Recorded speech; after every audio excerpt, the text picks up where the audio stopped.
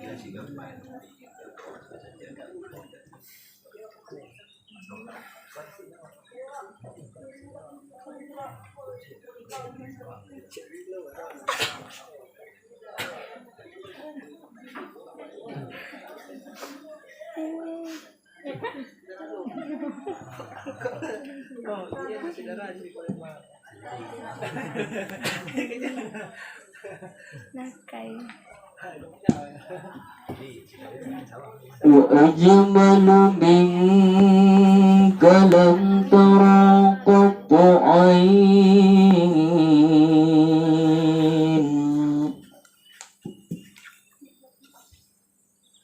وأطيب منك لم تلد النساء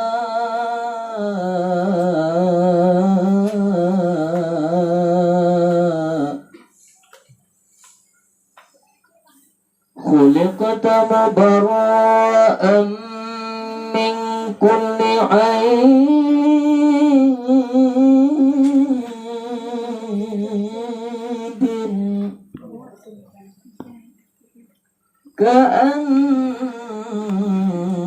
كأنك قد خلقت كما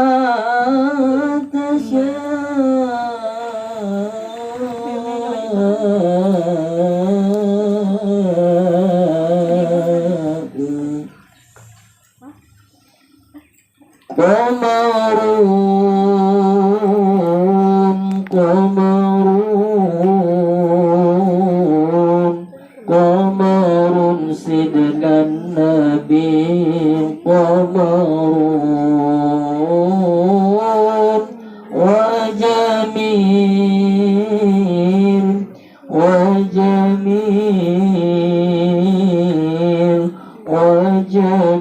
سيدنا النبي وجميل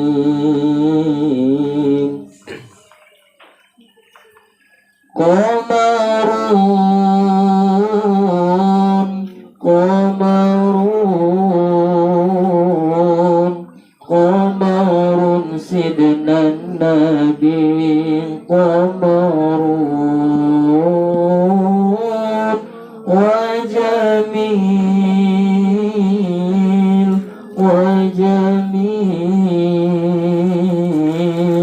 وجميل سيدنا النبي وجميل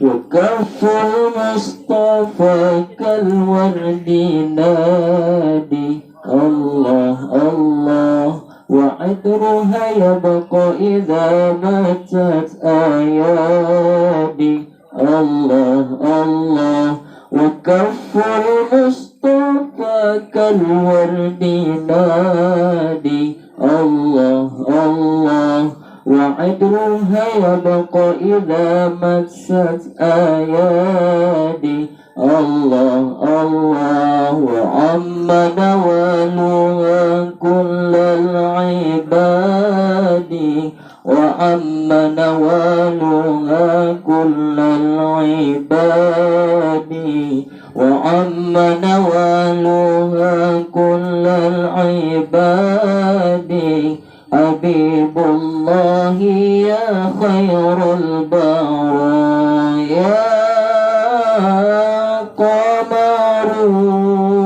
قمرون قمرون قمر سيدنا النبي قمرون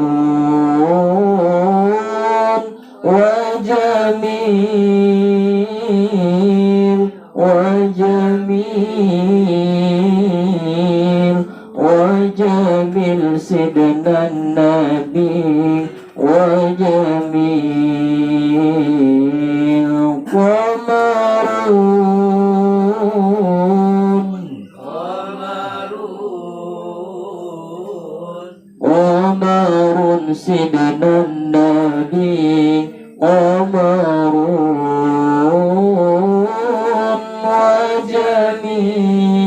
وجميل وجميل وجميل سيدنا النبي وجميل ولا ظل له بل كان نورا الله الله تنال الشمس منه والبدور الله الله ولا ظل له بل كان نورا الله الله تنال الشمس منه والبدور الله الله ولم يكن الهدى لولا ظهورا ولم يكن الهدى لولا ظهورا ولم يكن الهدى لولا ظهورا وكل الكون أنار بنور طه قمرون قمرون قمر سيدنا النبي قمرون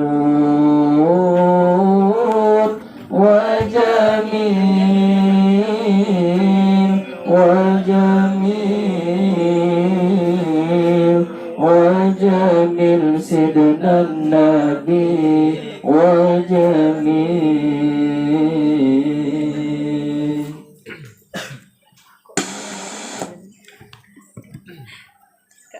Alhamdulillah Rabbil Alamin. Ini masih ada waktu sekitar 30 menit lagi. Kita lanjut pasal atau tanya jawab?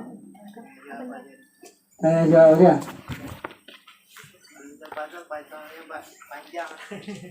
Ya terserah lah, mau tanya jawab atau lanjut pasal. Kita masih ada waktu.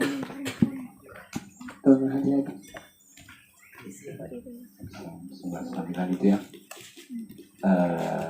Saya sebenarnya pengen juga menjelaskan tentang isi kandungan surah Al-Duha. Boleh? Kayak gini loh.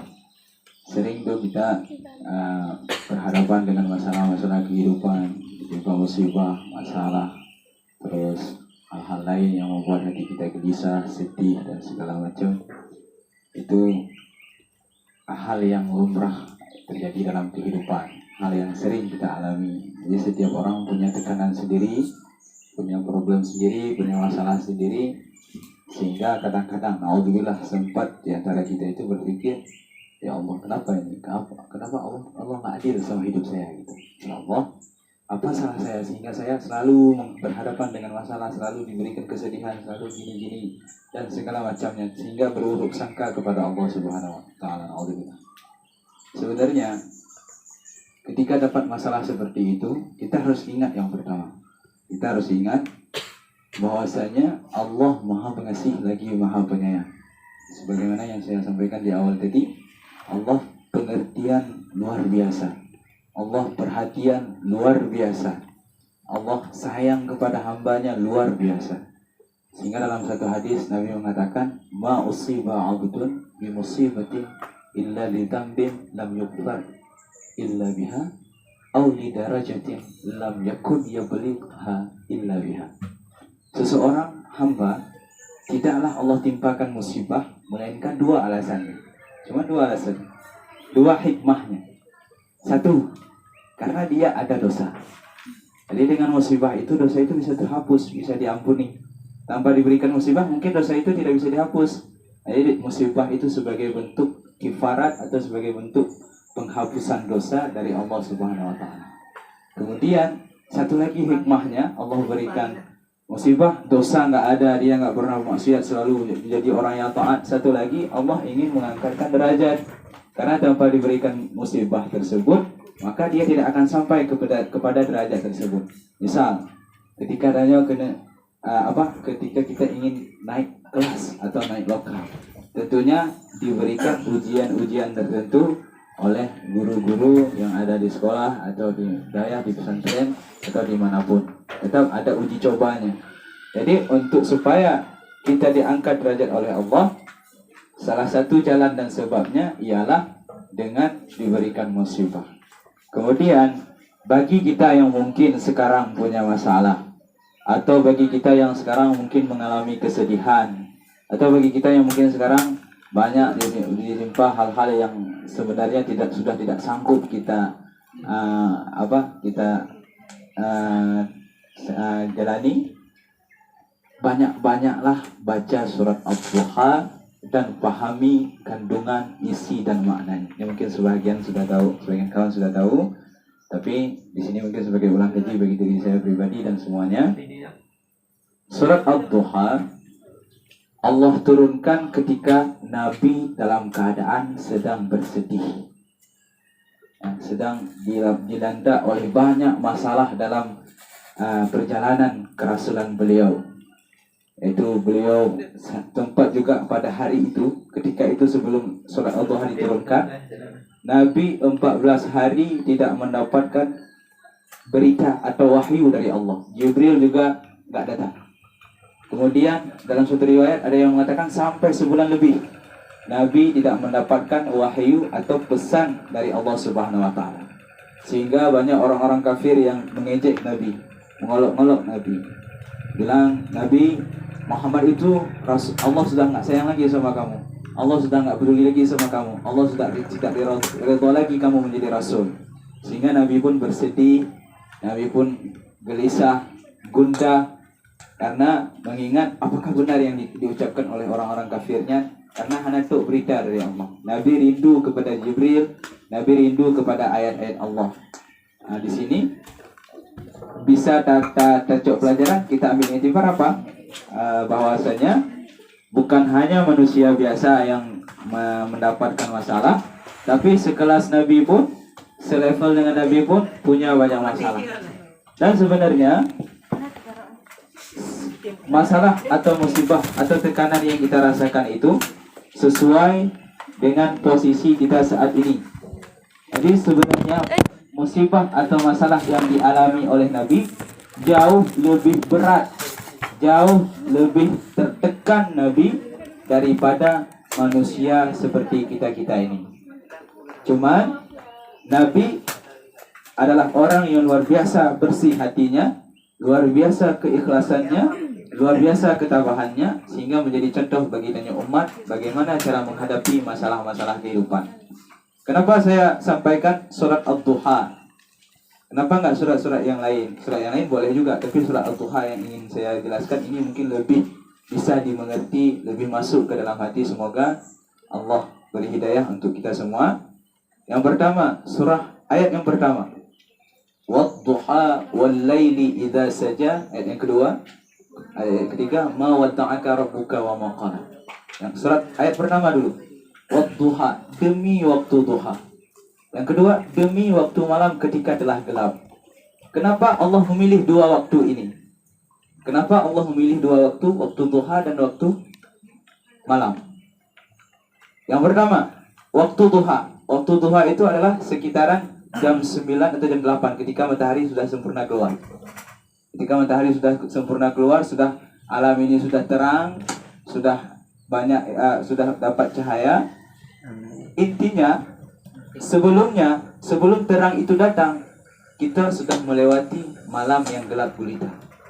Artinya tidak selamanya kita berada dalam kesedihan, tidak selamanya kita berada dalam gelapnya malam. Setelah kita lalui malam yang panjang, insya Allah setelah itu akan datang cahaya terang.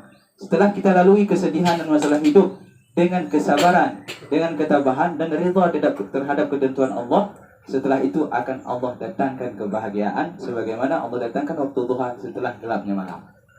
Lagi buku yang dikarang oleh R.A. Kartini ya, habis gelap terbitlah terang. Arti setelah malam terbitlah duha. Setelah kesedihan Allah selipkan kebahagiaan jika kita mampu melewatinya dengan kesabaran dan ketabahan dan redha terhadap ketentuan Allah dan yakin Allah tahu yang terbaik untuk hambanya. Kemudian ayat yang kedua, Allah memilih waktu malam sebagai sumpah Allah Subhanahu wa taala. Kenapa? Karena biasanya orang kalau lagi stres, kalau sedang depresi, dia tuh nggak tidur malam. Orang nggak tidur malam. Jadi seolah-olah Allah manggil, wahai orang yang bergadang, wahai orang yang tidak tidur malam. Ma wadda'aka rabbuka wa ma qala. Allah tidak benci kepadamu, Muhammad. Allah tidak marah, Allah tidak membiarkan kamu. Bukan berarti Allah tidak peduli lagi, bukan. Tapi justru musibah yang Allah timpakannya bentuk kepedulian Allah kepada hamba. Bentuk kasih sayang Allah kepada hambanya, kembali kepada hadis tadi, untuk menghapus dosa atau mengangkat derajatnya. Ma wadda'aka rabbuka wa ma qala. Memang khitabnya di sini atau tujuan perkataan Allah di sini untuk Nabi, tapi kita sebagai umat bisa ambil i'tibar, bisa ambil pelajaran bahwasanya ketika Allah memberikan masalah, jangan pernah menganggap Allah itu marah, Allah tidak peduli, Allah tidak sayang, atau Allah membiarkan kita sendiri, atau Allah benci kepada kita. Tidak. Bukan berarti Allah benci, tapi justru itu bentuk kasih sayang Allah kepada orang-orang yang yakin, yang beriman. Allah tahu yang terbaik. Jadi ingat, Allah tahu yang terbaik walaupun mungkin tidak sesuai dengan yang kita harapkan, tapi Allah selalu memberikan apa yang kita butuhkan sebagaimana yang ditentukan oleh dai-dai yang lain. Kemudian di ayat selanjutnya, walal akhiratu khairul laka minal ula. Sungguh akhirat, masa depan. Akhirat kalau sebagian mufassir menafsirkan akhirat itu hari akhirat nanti. Minal ula, khairul laka minal ula, lebih baik bagimu daripada ula. Ula itu dunia sebagian mufassir. Namun sebagian ulama yang lain mengatakan ula itu adalah waktu sekarang. Mungkin sekarang kita bersedih, mungkin sekarang kita berada dalam banyak masalah, tapi ingat, masih ada hari esok. Jadi mungkin hari esok akan lebih baik daripada hari ini. Dengan cara jalani musibah, jalani kesedihan yang sedang kita alami itu dengan sabar dan dengan tabah. Insya Allah akan ada hari esok yang lebih baik daripada hari ini yang sedang kita tangisi, yang sedang kita sedihkan, yang sedang kita gelisahkan. Wal akhiratu khairul laka minal ula. Dalam ayat ini ada pesan jangan berputus asa terhadap masalah yang sedang menimpa. Wala sawfa yu'tika rabbuka fatarda. Seketika nanti kamu akan tahu hikmah di balik semua masalah yang kamu dapatkan sekarang, sehingga kamu menjadi redha, terima kembali kehidupan kamu. Sehingga kadang-kadang Danyo kan berpikir, kadang-kadang ingin hana sanggup dengan kehidupan Danyo. Sehingga kadang-kadang kita juga berpikir udah nggak mau lagi menjalani kehidupan. Naudzubillah. Kadang-kadang kita berpikir udah nggak terima dengan kenyataan. Padahal jika kita mau bersabar, insya Allah suatu saat akan datang itu. Baru kita tahu, oh ternyata ini maksudnya. Kenapa saya dapat masalah ini dulu? Oh ternyata gini. Oh ternyata gini. Itu adalah cara Allah memberikan rasa manis yang luar biasa setelah pahit yang kita alami. Karena seandainya kita belum merasakan pahit, manis itu tidak begitu nikmat. Sebelum kita merasakan kesedihan, kebahagiaannya hanya begitu terasa aja. Ketika tanya kamu melewati berbagai perjuangan-perjuangan untuk melawan kesedihan, baru setelah itu kita dapat merasakan nikmatnya kebahagiaan yang Allah berikan, sehingga kita sadar bahwasanya yang sudah terjadi sebelum-sebelumnya itu semua rencana Allah, semua kehendak Allah untuk kenikmatan yang kita rasakan ketika masanya telah tiba. Yang hikmahnya wa sawfa yu'tika rabbuka fatarda. Jadi jangan berputus asa. Ingatlah, setelah waktu malam ada waktu duha, setelah gelap ada terang. Kemudian Allah beri masalah bukan karena benci, bukan karena Allah membiarkan kita, bukan karena Allah meninggalkan kita, tapi justru bentuk kasih sayang Allah. Jangan berputus asa, sabarlah, setelah itu akan datang kebahagiaan. Kemudian sebagai istilahnya obat bius, istilahnya dandang pulih, dandang ruh kebahagiaan. Sementara kebahagiaan itu datang, bagaimana cara kita membius hati kita supaya tidak berlarut-larut dalam kesedihan? Caranya ialah dengan ayat seterusnya gimana? Wa sawfa yu'tika rabbuka fatarda, alam yajidka yatiman fa'awa, wa wajadaka dhallan fahada, wa wajadaka 'ailan fa'aghna. Alam yajidka yatiman fa'awa. Muhammad, bukankah kamu dulu seorang yatim? Lalu siapa yang merawatmu? Kemudian wa wajadaka dhallan fahada. Dulu kamu tidak tahu apa-apa. Kan Nabi balahi kau hana Nabi itu. Setelah itu baru Allah angkat sebagai rasul. Itu maksudnya Allah beri hidayah, bukan berarti Allah Nabi selama ini tersesat, bukan. Tapi dari awal Nabi belum jadi rasul, Allah beri hidayah, angkat sebagai rasul. Kemudian seterusnya wajadaka dhallan fahada wa wajadaka 'ailan fa'ana. Dulu kamu itu miskin, Muhammad. Setelah itu Allah kayakan dengan menikah dengan Khadijah. Jadi dari 3 ayat ini adalah obat bius untuk hati kita. Obat bius untuk hati kita. Bagaimana caranya? Ingat nikmat-nikmat yang telah Allah berikan ke dalam kehidupan tadi. Kita lahir dulu tidak punya apa-apa, tidak punya siapa-siapa, yang ada hanya orang tua. Jadi yang merawat kita itu sebenarnya bukan orang tua. Yang membesarkan kita itu, yang mendewasakan kita itu bukan orang tua, tapi Allah yang berikan kita makanan ketika kita dalam rahim. Semenjak kita dalam rahim sampai kita sekarang, yang merawat kita selama ini, yang memberikan perhatian kepada kita selama ini, yang membesarkan kita selama ini adalah Allah Subhanahu wa taala. Orang tua cuma sebagai perantara atau sebagai sebab, sehingga wajib kita patuhi mereka.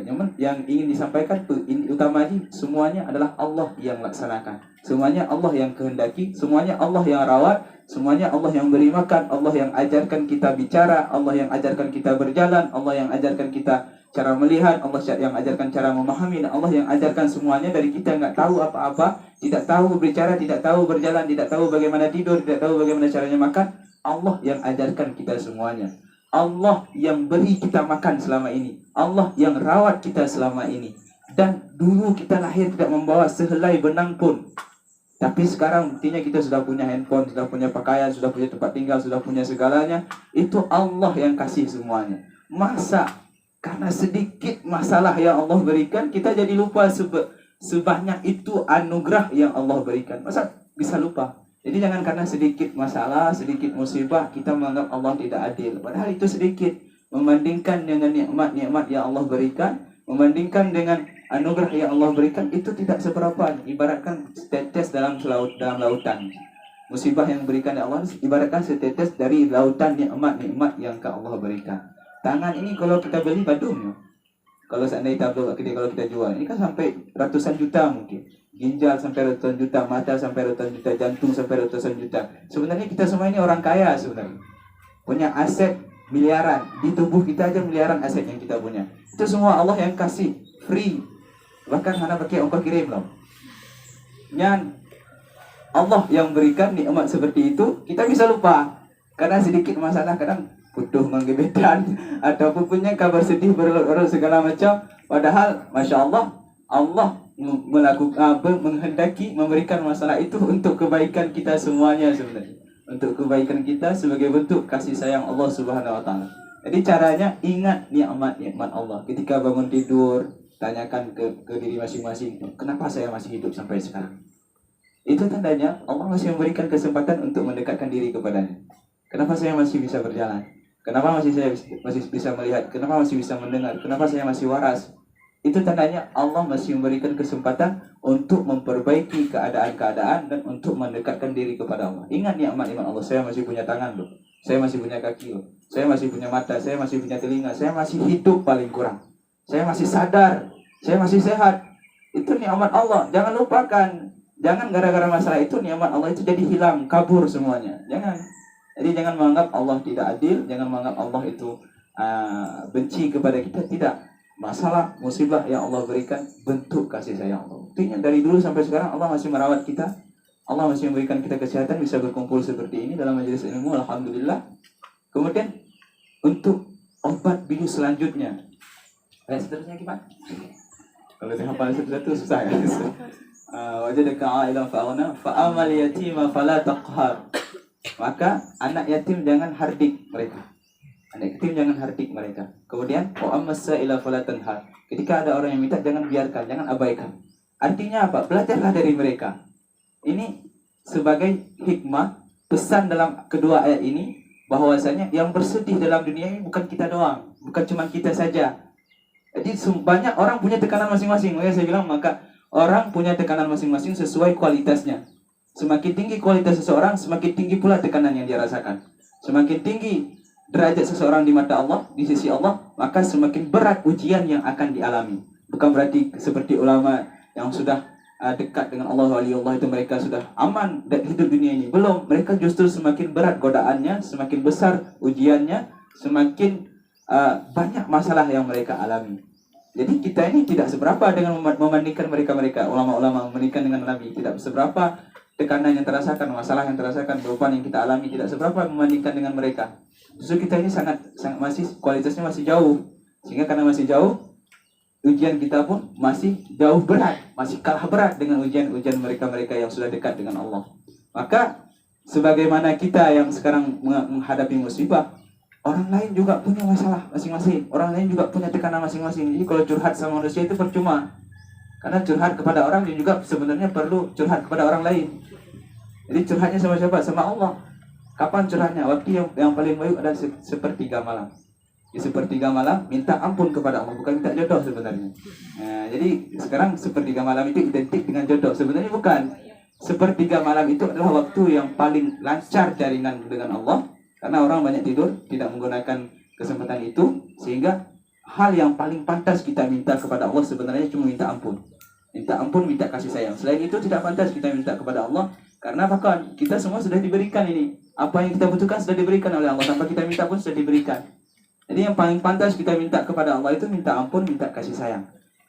Lalu kalau begitu, tunggu bahan apa yang berdoa adanya ketika ingin menginginkan satu doa juga, bukan berarti tidak boleh berdoa. Artinya sebenarnya kalau kita sadar diri, yang paling pantas kita minta kepada Allah itu cuma minta ampun dan minta kasih sayang Allah di sepertiga malam. Dan ingat, bukan hanya kita yang dapat masalah, bukan hanya kita yang hidupnya sedih, bukan hanya kita yang hidupnya terbebani, bukan hanya kita yang hidupnya tertekan, tapi justru banyak saudara-saudara kita di sana yang masih jauh lebih tertekan daripadanya. Seperti saudara kita di Palestina, mereka makan kadang sehari enggak sekali. Kemudian kalaupun makan dalam keadaan dalam keadaan takut. Kemudian dalam keadaan perang, kan bisa bayangkan bagaimana tekanan yang mereka rasakan, bagaimana kesedihan yang mereka rasakan. Tapi mereka masih bisa senyum-senyum aja. Atau bisa senyum, atau bisa ketawa, masih menerima kenyataan bahwa mereka hidup dalam perang. Kemudian juga banyak, jangan ke Palestina dulu, di sekitar kita pun banyak orang yang kadang hidupnya jauh lebih tertekan, jauh lebih sedih, jauh lebih susah daripada kita sendiri. Masa kita yang masih punya handphone bagus, punya pakaian bagus, punya bisa makan sehari bahkan sampai 5 kali atau 3 kali. Jadi kita lupa, karena masalah itu kita lupa bahwasanya ada yang lebih sedih. Jadi dengan membantu orang anak yatim, dengan membantu orang yang membutuhkan, kita bisa belajar. Kita bisa mengambil hikmah bahwa bukan hanya kita saja yang sedih di dunia ini, ada orang yang hidupnya lebih tertekan.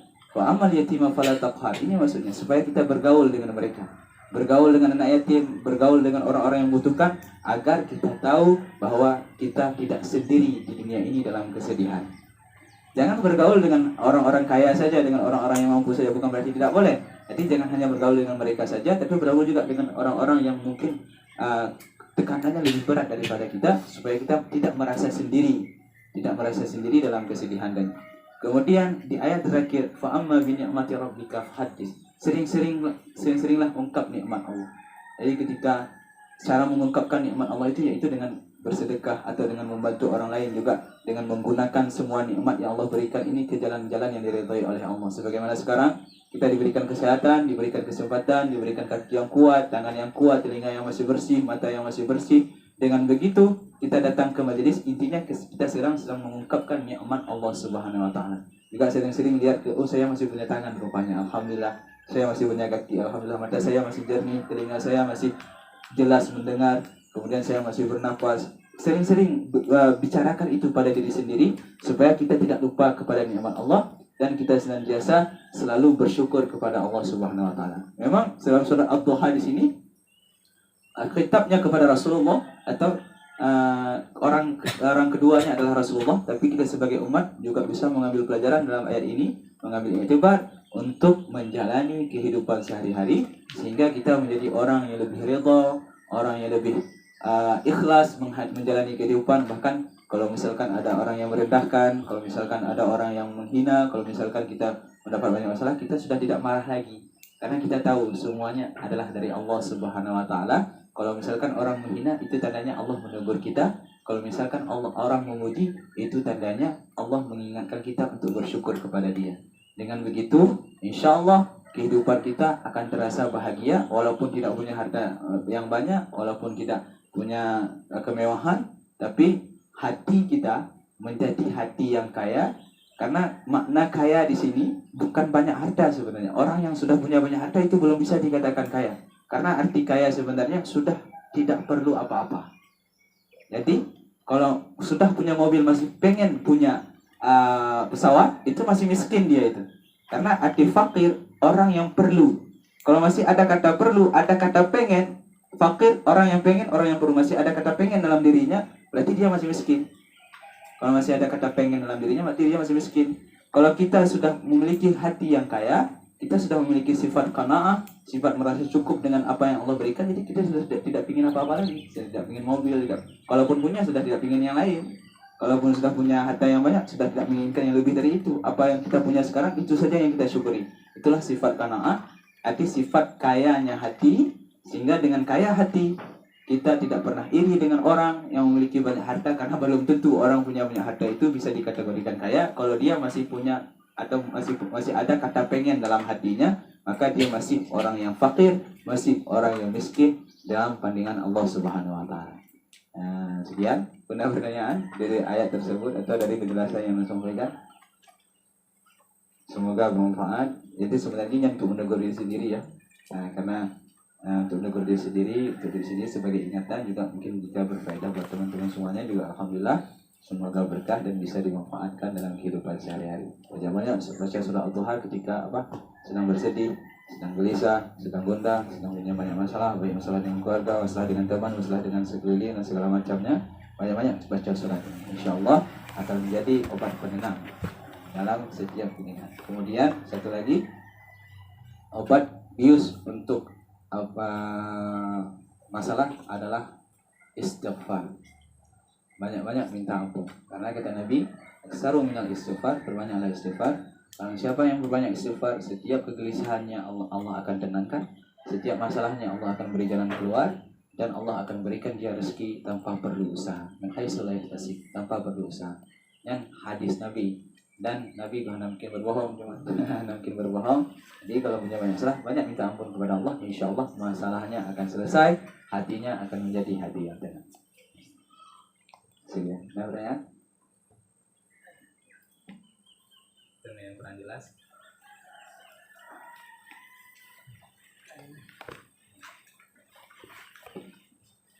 Alhamdulillah Alamin. Terima kasih kepada Tengku Pajak. Ada ini fikirnya sedikit, kita ada nasihat-nasihatnya untuk hari ini kan. Alhamdulillah Alamin. Ini benar apa tidak ada yang bertanya? Tengku, sedikit ya, Tengku. Tapi tentang tafsir Al-Abasa boleh Tengku? Al-Abasa, surat Al-Abasa. Jadi Tengku kan saya pernah mendengar bahwasanya surah Al-Abasa itu tafsirnya begini. Intinya Allah itu, mohon maaf Tengku, saya tidak tahu, saya takut mengatakannya bahwasanya apakah Allah marah atau tidak, bagaimana, atau sebagai peringatan kepada Nabi Muhammad bahwasanya itu kan arti Al-Abasa belum kemasam tuh kan. Jadi tafsirnya kan Nabi Muhammad tuh tidak menghiraukan satu orang tapi menghiraukan banyak orang itu Tengku. Jadi apa makna di situ, maksudnya apakah Allah marah atau sebagai Allah kan karena kayak ini, kalau misalnya kita pikir marah Tengku, berarti Allah itu pernah marah, padahal Rasulullah itu adalah makhluk kesayangan Allah Tengku kan. Jadi takut salah tafsir Tengku. Jadi maksudnya di situ maksudnya apakah Allah sebagai teguran atau bagaimana Tengku. Dan itu aja Tengku. Tafsirnya gimana Tengku? Jadi kalau Allah SWT apa ini? Anja'ahul a'man.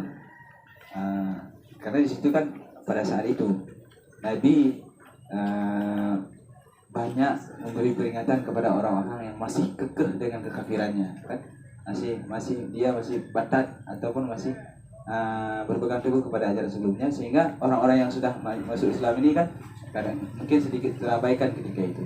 Sebenarnya bukan Allah marah ataupun apa, itu sikap tegas Allah kepada Rasulullah SAW. Dan kalaupun kita artikan marah, sebenarnya orang yang paling sering kita marahi adalah orang yang paling kita sayang sebenarnya. Jadi sering dimarahi berarti tanda sayang, berarti sebenarnya seperti itu. Marah itu pun karena ada kekeliruan, bukan berarti marah-marah nggak jelas. Jadi semakin sayang tanya kepada seorang, semakin mudah kita marahi dia. Karena kalau seandainya tanya kurang sayang tanya buat sidowo, ya segan-segan untuk marahi. Tapi ketika kita sudah begitu dekat, jadi itu mudah itu kalau kita marahi, kita nasihati mudah. Tapi kalau sudah jauh itu agak segan-segan. Walaupun itu kita artikan marah juga tidak tercela sebenarnya, masih dalam bentuk kasih sayang Allah. Cuman kalau yang lebih ditahui adalah ketegasan Allah ketika menegur Nabi bahwasanya kalau orang nggak mau dengar ya udah nggak usah dipedulin. Ini yang udah mau dengar aja, yang kamu ajarkan, yang kamu bimbing untuk ke jalan Allah Subhanahu Wa Taala. Dan ingat Muhammad, bukan sekali dua kali Allah memberikan ketegasan kepada Nabi, karena Nabi kan begitu sayang kepada manusia, begitu sayang kepada umat. Jadi Nabi tidak menyerah menyampaikan ajaran-ajaran Allah kepada orang-orang kafir, meskipun kadang Nabi dihina, diludah, bahkan mungkin dilempari dengan batu dan segala macamnya, tapi Nabi tetap nggak nyerah, tetap berusaha, sehingga juga kadang-kadang diberi ketegasan oleh Allah. Juga dalam bentuk kesayangan. Jadi kalau misalnya kau ke dalam Allah, pedi kajiannya Muhammad, pedinya, udahlah jangan dibeliin lagi, udahlah orang itu nggak mau dengar ya udah, kamu tugas kamu cuma menyampaikan, cuman saya yang akan beri hidayah kepada mereka gitu kan. Jadi kalau orang-orang yang nggak mau dengar itu ya udah jangan dipedulikan. Yang mau dengar aja nih, yang kamu ajak dan kamu bimbing kepada Allah Subhanahu Wa Taala. Itu bentuk kasih sayang Allah sebenarnya itu. Dan yang lain, mungkin yang ingin bertanya kepada Tengku Sendati juga boleh, atau kepada Tengku Ustaz Rito juga boleh, beliau jawab. Izinkan saya aja jawab sudah. Gimana yang lain? Tadi saya ada dengar katanya nggak boleh merasa cukup dengan nikmat yang telah diberikan Allah. Apakah kita tidak boleh untuk berkeinginan untuk menginginkan sesuatu atau setelah merasa cukup atas nikmat yang diberikan Allah? Bukan nggak boleh ya. Gini, dengan sifat qanaah kita merasa cukup dengan apa yang Allah berikan. Sebenarnya kalau kita ke tingkat yang lebih tinggi, kalau dalam tasawuf yang lebih tinggi, memang kita dilarang untuk berkeinginan. Kita dilarang untuk berkeinginan, tidak boleh menginginkan apapun, cukup terima apa yang Allah berikan. Kalau dalam tasawuf yang lebih tinggi, cuman kadang kita kan sekarang masih belajar, masih tasawuf, bukan tasawuf, tapi tasawuf pura-pura bertasawuf, pura-pura apa namanya, berakhlak baik, masih pura-pura ini, masih dipaksakan, nggak apa-apa, itu masih belajar. Jadi dalam hal itu keinginan yang ada itu wajar, manusiawi itu. Wajar, bukan berarti dilarang, sebenarnya tidak. Bukan berarti dilarang, sebenarnya tidak. Bahkan Nabi pun keinginan Nabi, umatnya ingin masuk surga semua. Kalau bisa manusia ini masuk surga semua, itu keinginan Nabi. Cuman apa boleh buat yang kehendakinya Allah. Artinya berkeinginan boleh-boleh saja. Boleh saja kita punya hajat, punya keperluan, itu boleh, bukan salah. Cuman ingat, ketika hajat dan keinginan kita itu tidak tersampaikan, tidak terpenuhi, jangan salahkan keadaan. Kita jangan salahkan Allah Subhanahu Wa Taala, tapi salahkan kita yang mungkin terlalu berharap, atau yang mungkin kurang usahanya, atau kurang doanya gitu. Saya berdoa gitu. Bismillahirrahmanirrahim. Allah itu berfirman, innaka la tahdi man ahbabta, walakin Allah yahdi man yasha. Wahai Nabi Muhammad, sungguhnya engkau tidak akan dapat memberi petunjuk pada orang yang engkau cintai, tapi Allah memberi petunjuk pada siapa yang dikehendaki. Nah, jadi kalau Nabi Muhammad punya keinginan semua orang dia cintai itu orang-orang terdekatnya masuk ke dalam surga, tapi kata Allah, walakin yahdillah man yasha. Tapi Allah memberi petunjuk kepada orang yang dikehendaki oleh Allah Subhanahu wa taala. Dalam hidup ini kita ikhtiar semampunya. Namun apapun hasil daripada ikhtiar itu qanaah. Menerima. Tapi saya sudah berusaha seperti ini tapi kok hasilnya begini. Sama Allah jangan hitung-hitungan begitu, karena Allah memberi hikmah dalam setiap kejadian ada hikmahnya. Jadi nggak boleh hitung-hitungan itu kepada Allah Subhanahu wa taala. Allah juga Rasulullah SAW juga bersabda, innallaha idza ahabba 'abdan ibtalah.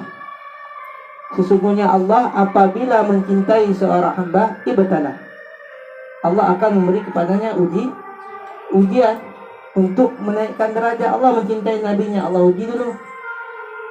Nah, tapi ketika Allah menguji, innallaha idza ahabba 'abdan yurziquhu talinul qulub. Allah Subhanahu wa taala apabila mencintai seorang hamba mengujinya. Tapi ingat, Allah memberikan ketenangan hati. Orang yang dekat kepada Allah diuji oleh Allah macam-macam cobaan. Jangan dianggap para nabi ada cobaan, banyak cobaannya. Tapi satu yang Allah berikan, ketenangan hati. Talinul qulub. Nah, disinilah bedanya antara cobaan itu sebagai azab dengan cobaan itu sebagai nikmat. Ada Allah berikan ketenangan hati. Nah, mungkin cukup sekian dulu ya.